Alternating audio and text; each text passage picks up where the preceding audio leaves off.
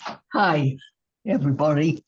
Um, I'm very happy to be here, and uh, I'm very eager to know what will be most helpful to you. Um, I'll start it out, perhaps. Um, can you all hear me? Okay. Yes, I Yes, got. Okay. yeah. Um, First of all, uh, when I think of the elderly and myself, I'm at the top end, um, and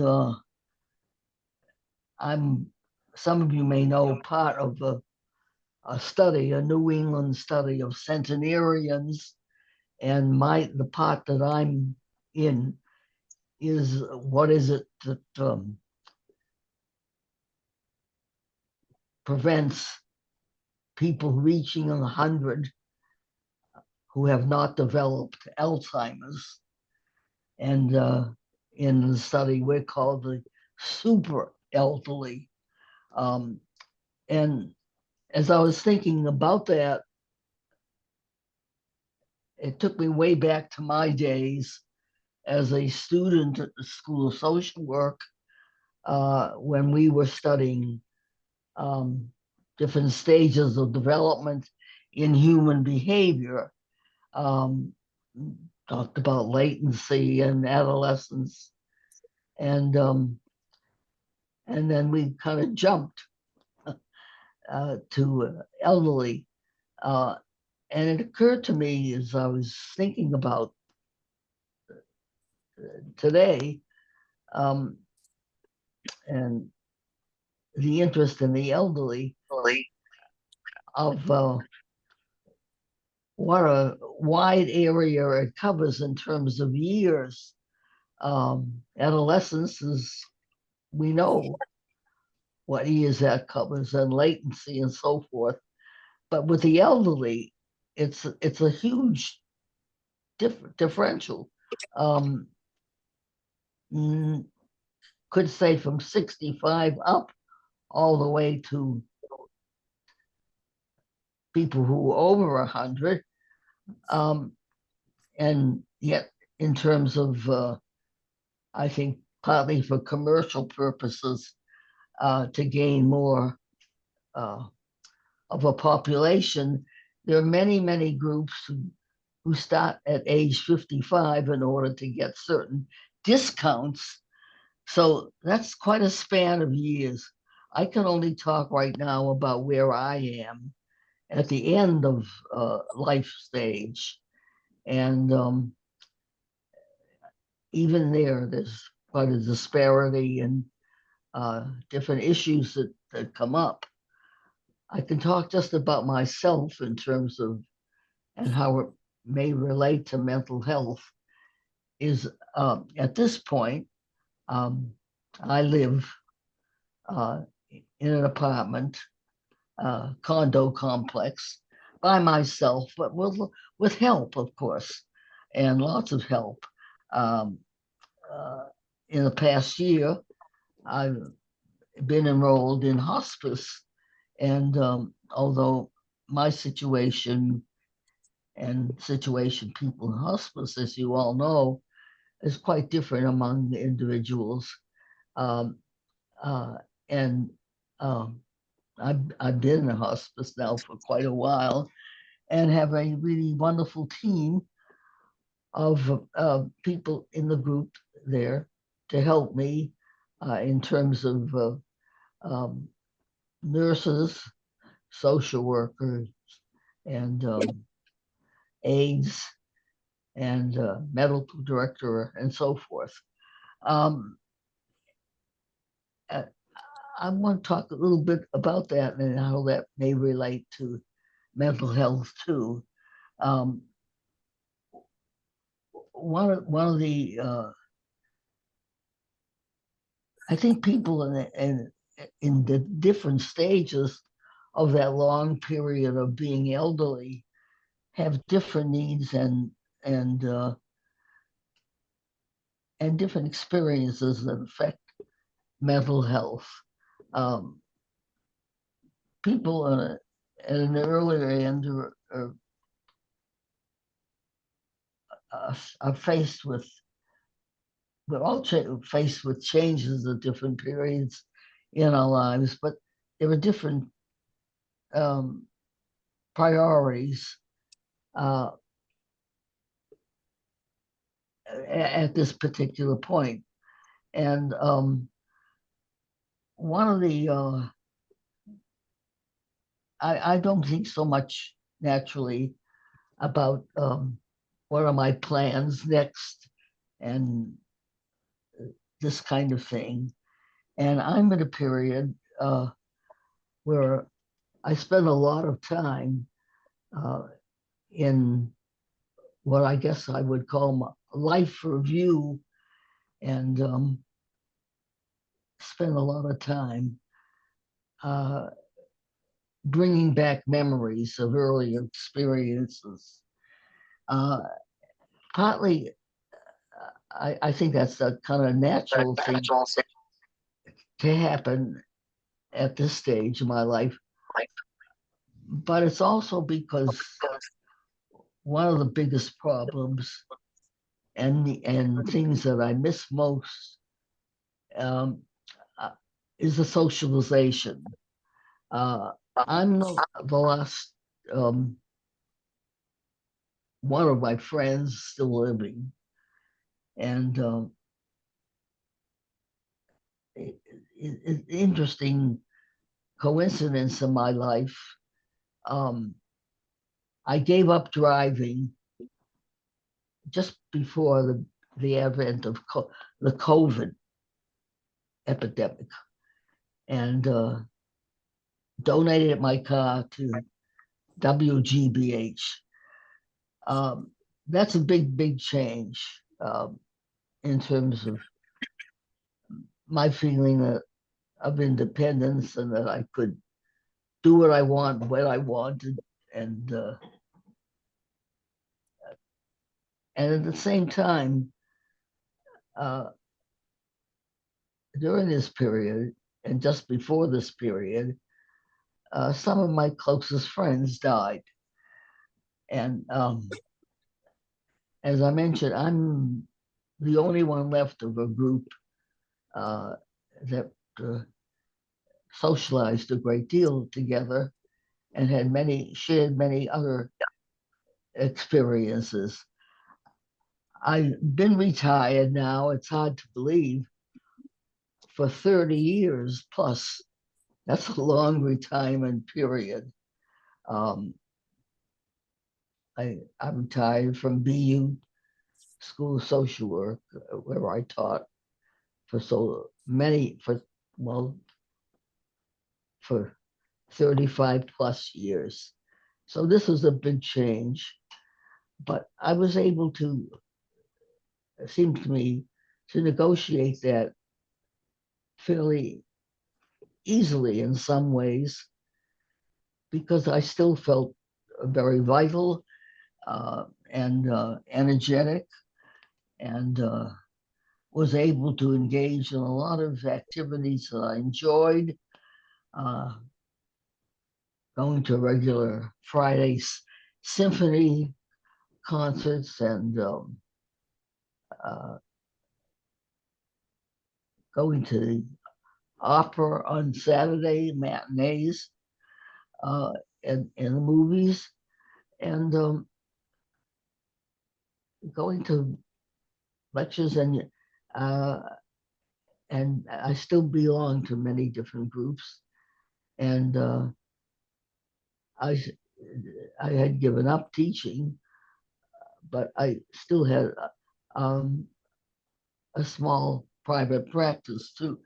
So that change was something that I seemed to be able to negotiate quite easily. It's this latter period that I can talk about in terms of myself that um, there is a it's been a profound change in not being able to uh, get on the phone and call a friend and share some experience that I was having or some feelings that I'm having, or even just talk about the weather or apart from what was going on in the world around us and beyond us. And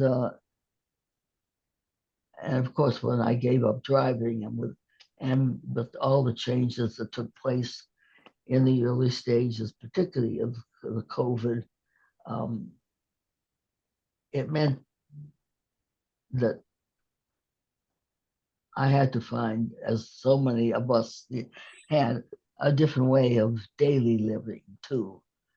Uh, and those were profound changes.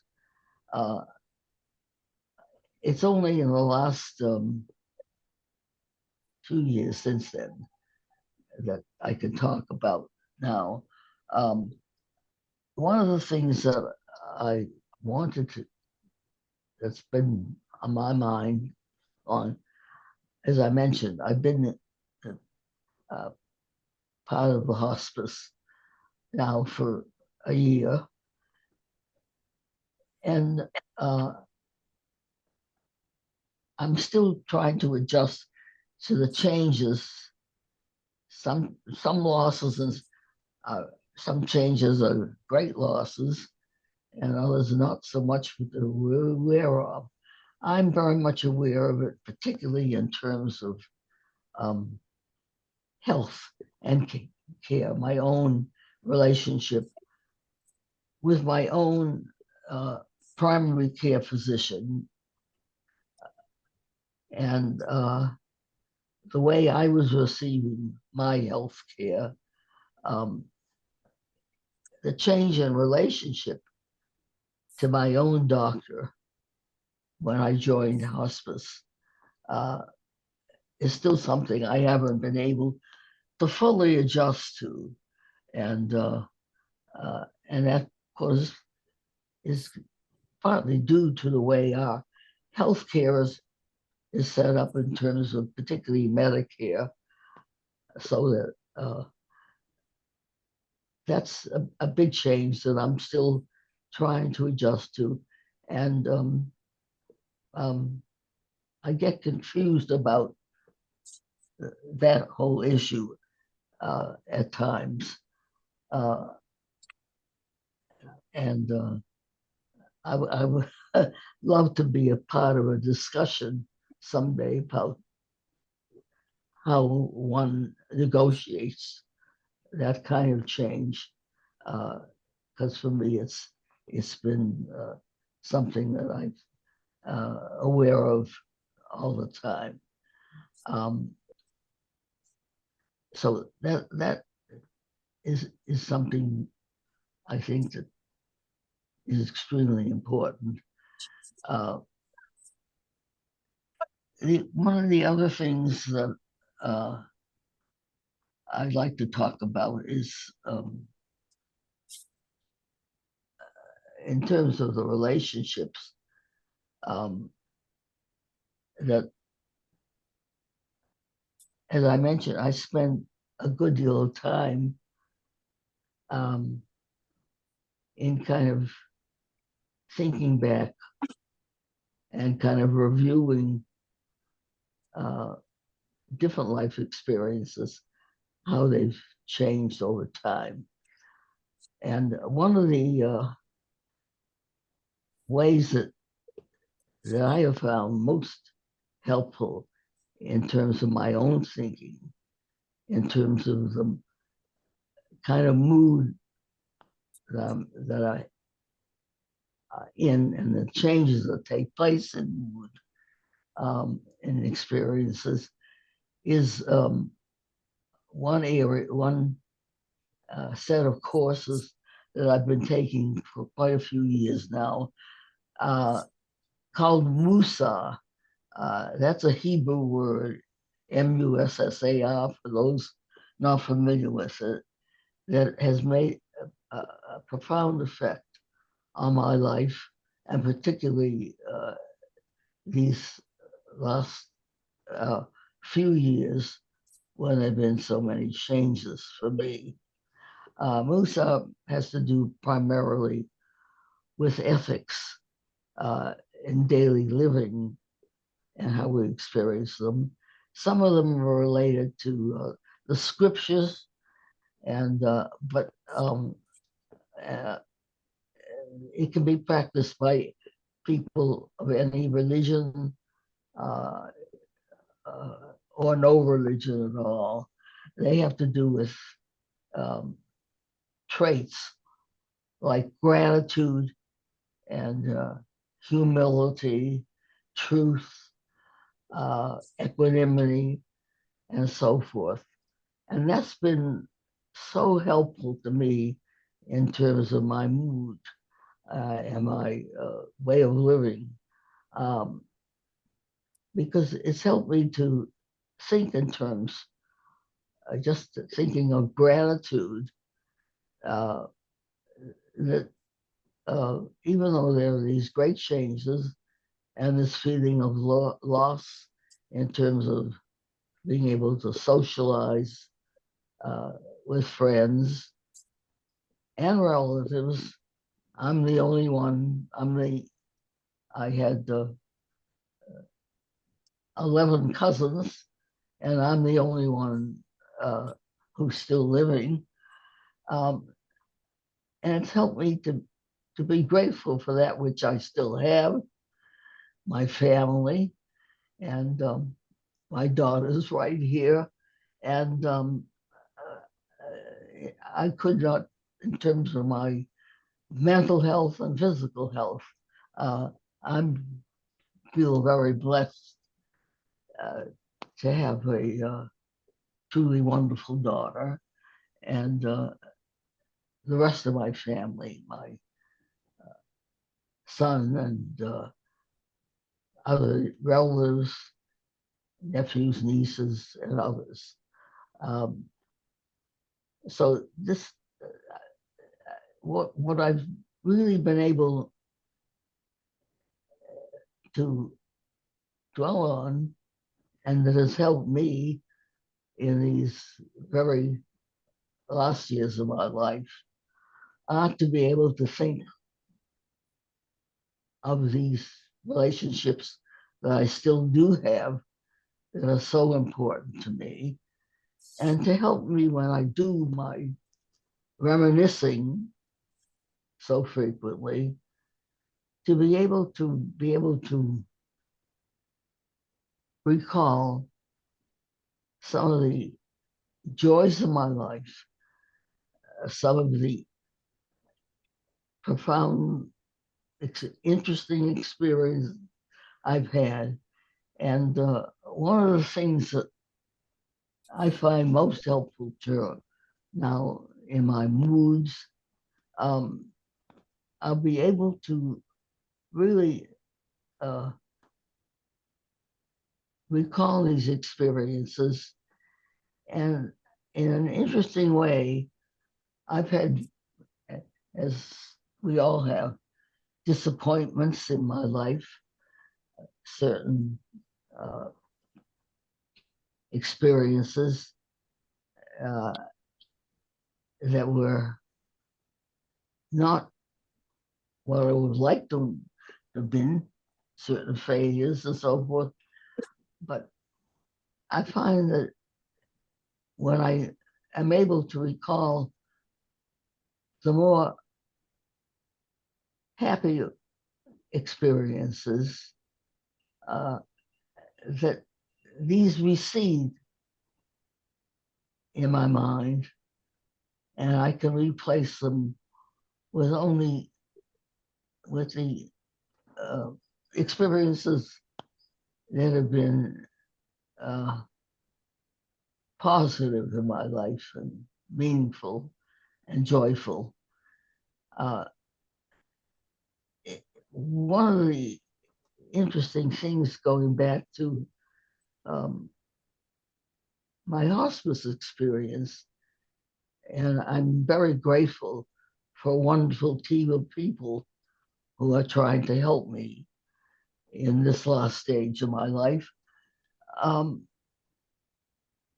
is that one of the routine uh, questions that and concerns that people have uh, are on my mood.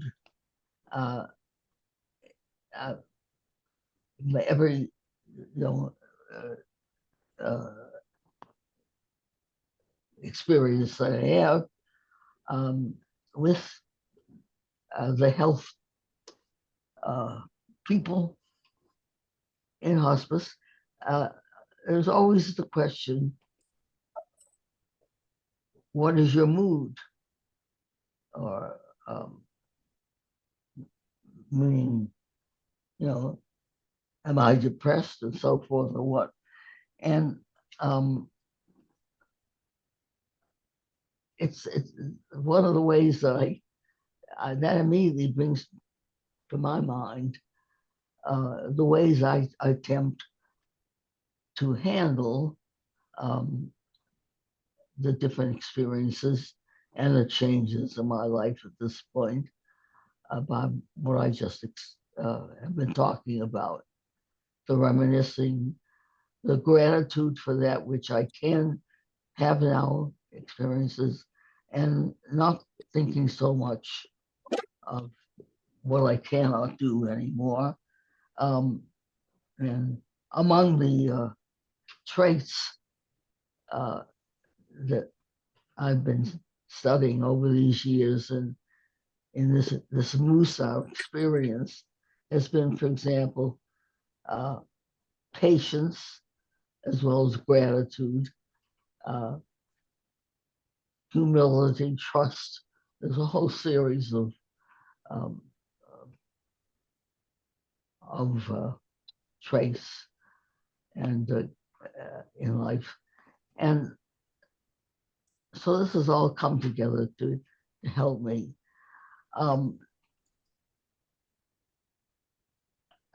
One of the as I think back over my life and the reminiscing that I'm doing, um, what occurred to me is how much of it kind of connects with my BU experience because I started as a social work student and even before that as an undergraduate at BU. And then gradually through many different experiences, uh, taught there at the School of Social Work. And interestingly enough, uh, the uh, centenarian study that I'm part of um, is also under the auspices of BU Medical School. And uh, uh, in addition to what we've been studying in terms of what it is that prevents people reaching 100 and not developing Alzheimer's, is uh,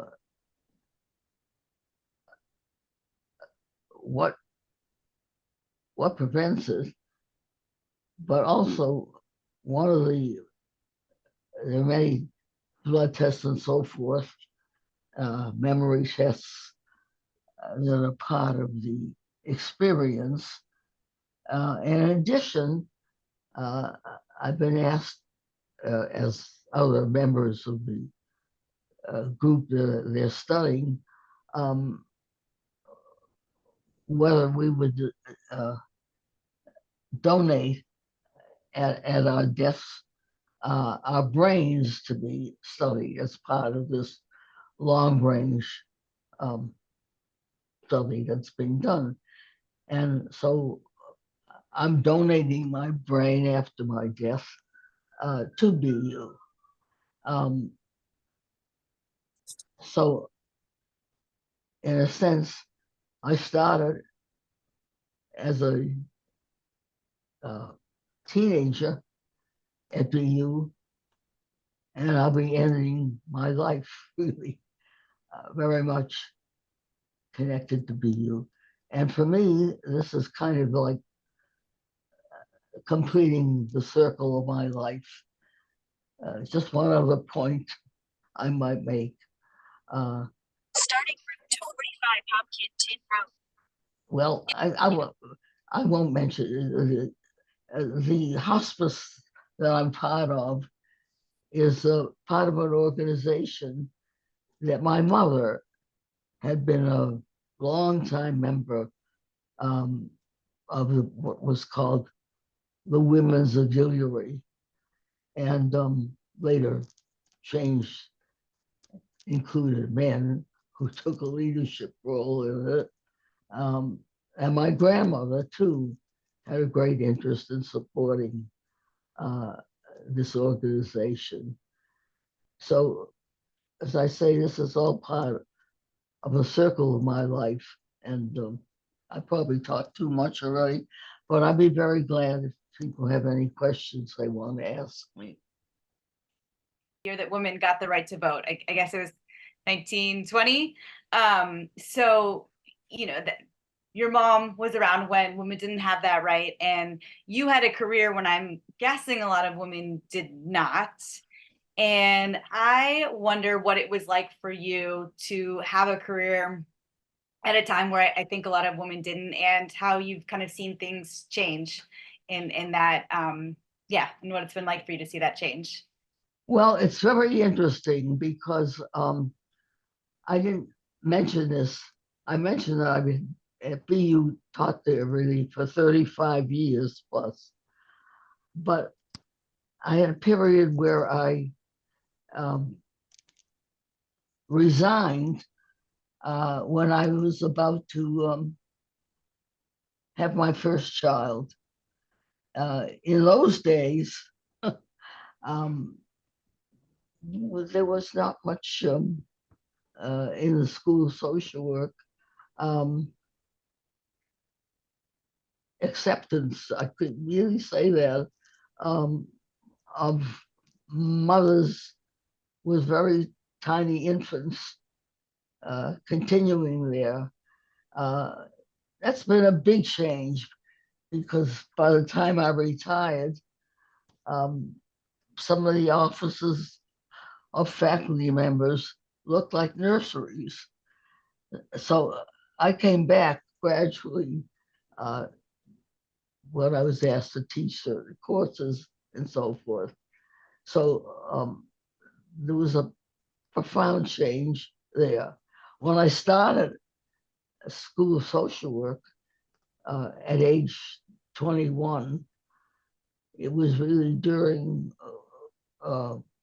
World War II, and we had one man in my class, and he was in the service stationed at Fort Devers, and they allowed him to come into Boston to start social work courses there.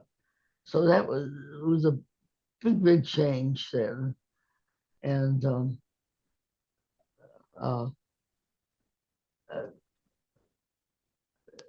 there were many other changes. Right now, I'm the only one of my colleagues,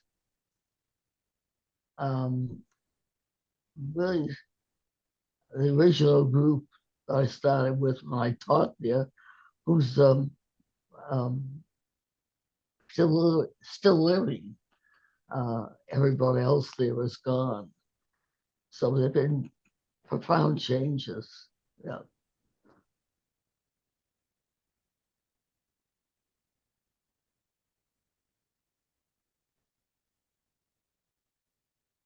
I had a question. No. Yeah, and I don't know if you're going to feel like answering this one or not, but I'll put it out there.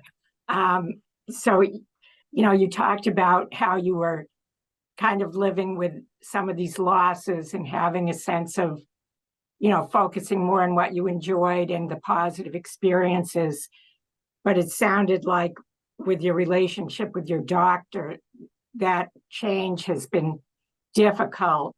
You said since you went to hospice, and I was just curious to know more about what you meant by that. If you feel like explaining that, it seems a little personal, so it's of course totally up to you.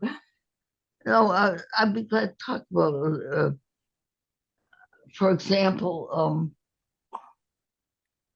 if I had some question about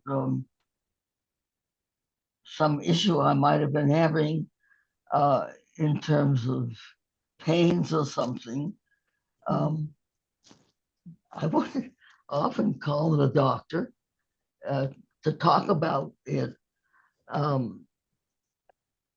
or what, for example, a routine in my regular periods of examination over the years. I would have a blood work as just part of the yearly examination, and then as I got older, I had 2 appointments a year and so forth, and it was quite different from a hospice experience. Okay. And now, of course, it has to do with Medicare and so forth. I didn't mention one of the biggest fears and anxieties that I still do have, and you don't have to be 100 to have this, is the fear of falling. I think you all know, you work with elderly or interested. That's one of the biggest fears and anxieties I have, is about falling, which means it reverberates, because if I have pains and aches, which I do have constantly, it limits the kind of medications that I can take for fear of my becoming drowsy and losing my balance, because balance is one of the big issues. And I could easily have a skull fracture and have to go to the hospital. I have fallen. Luckily, I haven't had any breaks of any kind, but every time I have difficulty in standing up at times if I fall.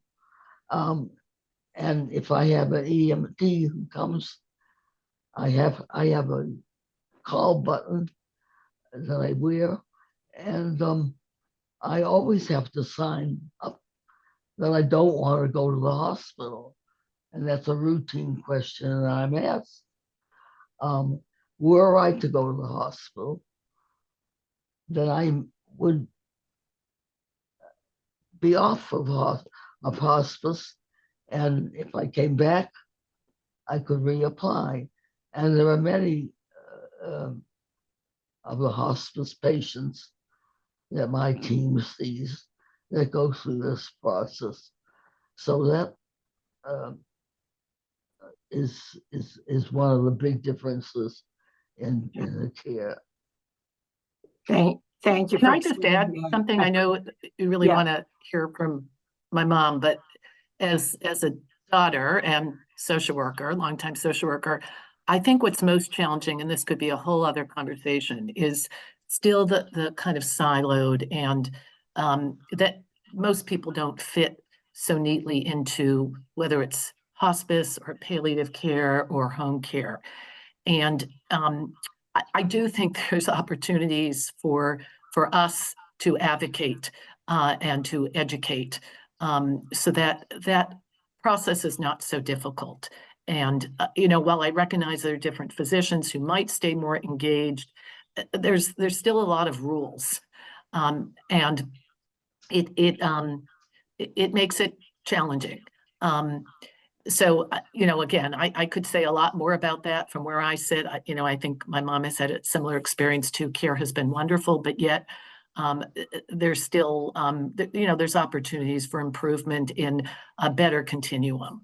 And not, gee, you're in hospice, you can't speak with your primary. And, people have had a long-standing relationship, or even, my mom mentioned about the blood work. My mom was always totally on top of her medical care and likes to know what's happening. And, part of more of a hospice philosophy as well, that doesn't matter.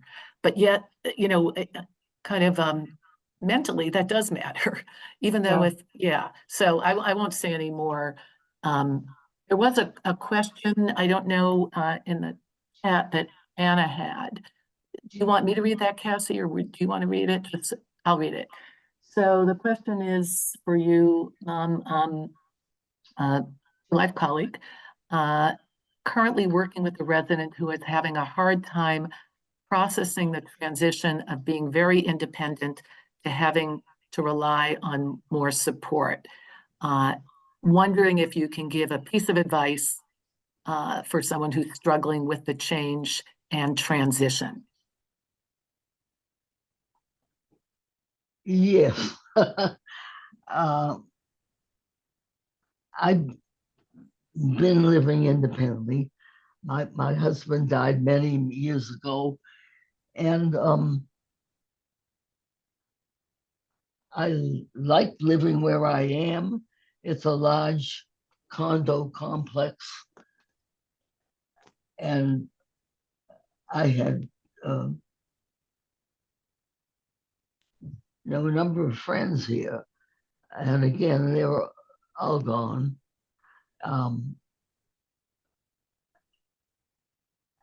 I find I still would love to be independent much more than I am. But again, for example, just in the taking of medication that might ease certain pain, but might make me very drowsy and much more liable to fall and have a severe difficulties afterwards, as I would have to have somebody living with me almost full time in order to be given these kinds of medications. And that is a dilemma. Giving up independence is one of the hardest things, I think.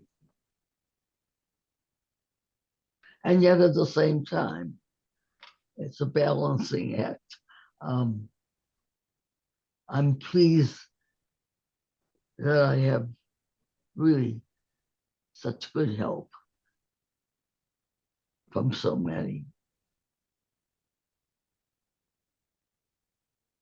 Family, as well as others. I don't know if that answers your question, but.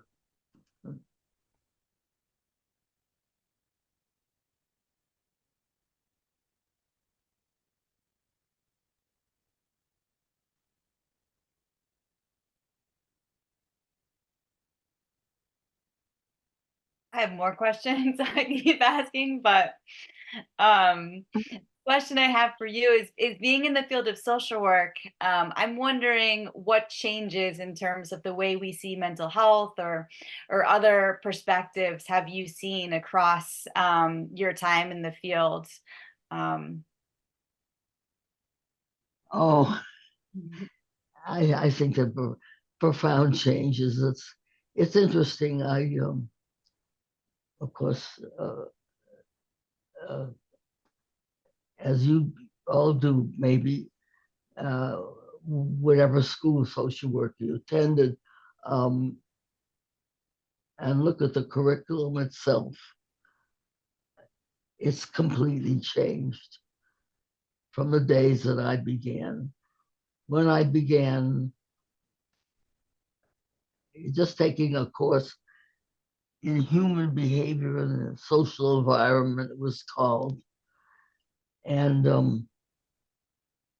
it was in the School of Social Work, but the social work faculty member responsible for that course. And this goes back to I got my master's degree in 1945. Social workers really weren't in charge. We had psychiatrists who came in to give the psychiatric information. We had a medical doctor who was not a psychiatrist come to give the medical information, and the social worker was left with the environment, which covered the waterfront. So it was many years later, it took for a social worker to faculty member to be in charge of that part of the curriculum. So that to me was a profound change. And when I started out, I think the aspiration of the social work student who was interested in clinical work, many of them, at least in the Boston area, really wanted to emulate the psychiatrists, particularly the psychoanalysts. The Boston Psychoanalytic Institute was one of the primary ones in the country at that time that was run by people who had been analyzed by Freud himself. And I think that any good clinical social worker wanted very much to be as close as they could be to the psychoanalyst. It was a very different experience. I have not kept up with that more recently, but that's the way it was when I first started out. Thank you. That's really interesting. And we have a question from Molly. Hi, Millie. Oh, Hi. I just want to say I love your daughter. She's been a mentor of mine for 5 years now and going strong for many more, I hope. Well, we'll share the experience. My question is about you talked about the value of reminiscence or life review, and we have interns from our schools of social work who come in, and they're very interested in learning about the tools of reminiscence and life review. And I wonder if you have any advice for them when meeting older adults and Say that engaging. again. I didn't Sure. get your question. Yeah. Sorry about that. They're very much interested in what? In learning how to facilitate life review or reminiscence therapy with older adults. And I wonder if you have advice for our students who are trying to learn those skills. Well, at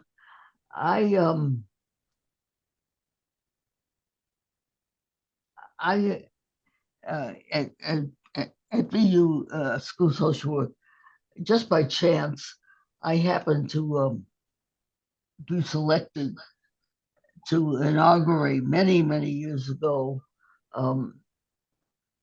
courses in family therapy. They were not available in schools of social work, and I got a good deal of training in that at family therapy institutes in this country, some of them just really getting started, and in other countries. And I spent a very wonderful experience in my own training at a family institute in Italy, in Milan, and one of the parts of the training in a family therapy curriculum that I developed was in doing a genogram, which and have students study their own family and learn from that. Kind of, in a sense, there was some life review there as a kind of beginning point.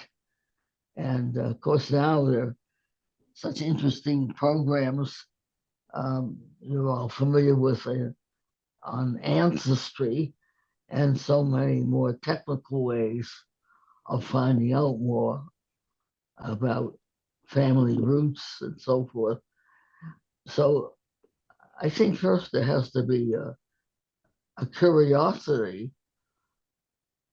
among students about their own families and about family roots and the origins. And I think just asking questions, if they're pertinent, about early experiences. One of the things that I learned in my own training, and as I was preparing curriculum in family and couples therapy, was the way I listened to what people were saying, in terms of, they can talk about the profound problems they were facing in their everyday life. But I learned how to listen more profoundly, but maybe the very tiny bits of areas or experiences they may have had that were not so full of the problem area, but of something that they've been able to work out successfully, and build on that. And I would encourage students as they work with their clients to be sensitive to and to listen carefully to maybe a time when something did work, and they were not so, and that their clients were not so preoccupied with the problem which they were getting help. As I started out in my training, was the emphasis so strongly on the psychoanalytic background. And I didn't mention, but in my early days, to be a good clinical social worker, you really needed the message was, whether it was intended to be, that you needed to have a personal analysis of your own. And there were many of my colleagues who very early in their training were involved in their own being personally psychoanalyzed. And I often thought of that in terms of the attempt is to remember personal experiences in order to expose them and be able to rid oneself of certain problems that they weren't aware of, that were affecting their current lives and issues. And then as I became more interested in family therapy and many of the approaches, the emphasis was put on what I mentioned just now, looking for bits of areas where people were able to manage and cope better, and trying to expand in ways of helping them to have more such experiences. Thank you. That's really, really helpful.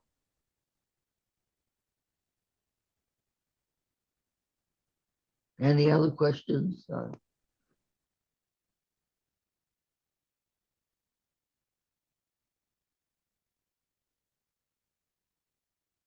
Anything else? Yeah, we're ending in a couple moments, but yeah, anything else from Debbie or Kathy? I know you're here too. I'm not usually speechless. But I think, it's nice for me to hear this as well. And I appreciate, Cassie, that you're recording it. I'd love to, I assume you'll send it out so I can share it with my kids and their family. I think as I'm sure many on this call realize, it's many of us walk or hold multiple roles. So we have our professional roles and we have our personal roles. And, I think navigating all of them can be challenging, rewarding. And having forums like this is helpful. I think, I think it was Beth Lucas at the conference, really spoke about, really hearing people's stories and voices. And that, there were a number of takeaways from the conference, but that I think that's really valuable. Really hearing directly. I mean, Audrey's on the call, our director of data analytics, and data is incredibly important, but that with the stories and voices, not one or the other. So I think just a reminder about that.